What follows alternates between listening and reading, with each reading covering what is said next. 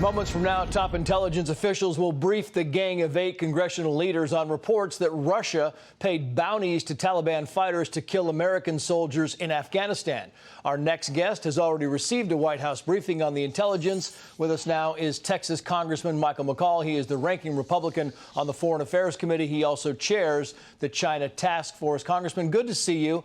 It's my understanding that you say that one of the intelligence agencies, you're not going to say which one, says that this Russian bounty intelligence is, one, not valid, and two, it is not actionable. Explain that for us. What you had threads of intelligence coming in that the Russians were putting bounties on working with the Taliban, which would be a divergence from where they had been before. They did work with the Taliban to defeat ISIS, but not to kill American troops. So this would be significant. These threads were coming in 2019, and then after a raid reportedly after some Marines were killed and they had some detainees, this intelligence came out, but another intelligence agency had a very strong dissenting view about the credibility of the intelligence itself. So when you have a sort of a diversion or a different point of view within the IC itself, the briefer really has the discretion. In this case, a career intelligence officer had the discretion whether to rise this to the level of the president or not. If it's not, if it has a low degree of confidence, then at that point it may not be actionable intelligence, and therefore I can see why they would choose not to brief the president. As I examine this whole thing, though, I think the president did deserve probably to know that this was out there. Only because of the timing of the peace deal with the Taliban itself that was going on literally 2 days after this presidential daily briefing came in. Yeah, and I want to put this up on the screen. This is the New York Times reporting, saying they've really kind of confirmed the cash link, saying, quoting here, Rahmatullah Azizi, a key middleman who for years handed out money from a Russian military intelligence unit to reward Taliban-linked fighters for targeting American troops, confirmed through a dozen interviews that included U.S. and Afghan officials aware of the intelligence and the raids that it led to it. He was among those who collected the cash in Russia, which intelligence files described as multiple payments of hundreds of thousands of dollars. In essence, they're saying, look, we've confirmed the cash link that these bounties were paid. Your thoughts? Well, and I have to talk in terms of it's been reported. It has been reported that there was a raid by SEAL Team 6 on a house with 18 arrests, and there were two of these detainees reportedly have been talking about Russia, and then, of course, they find a bag of cash of $500,000. That's very significant.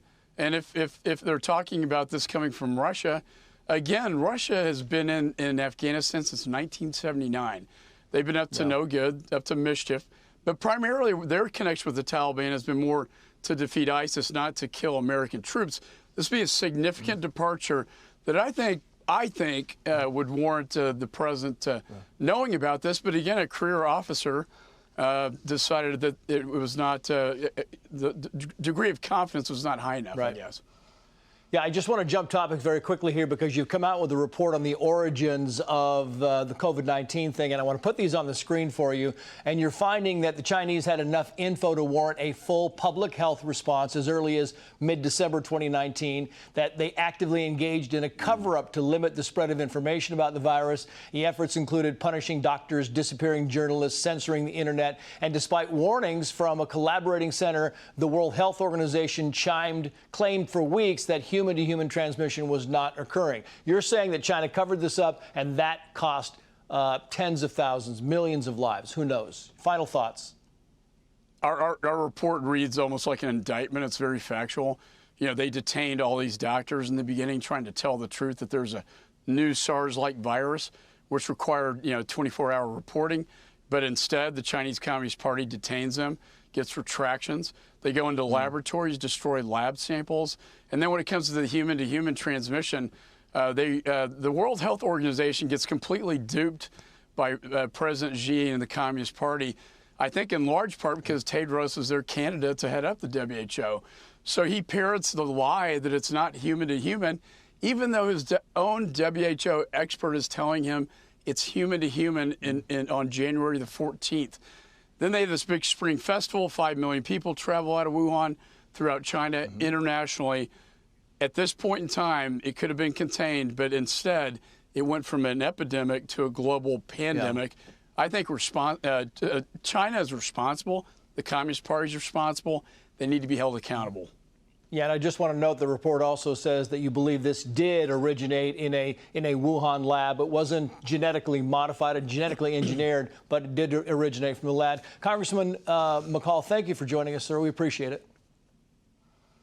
Well, it could have been accidentally leaked like it was in 2004 with SARS. Yep. There are a couple of theories on that, but thank you so much. Thank you, Congressman.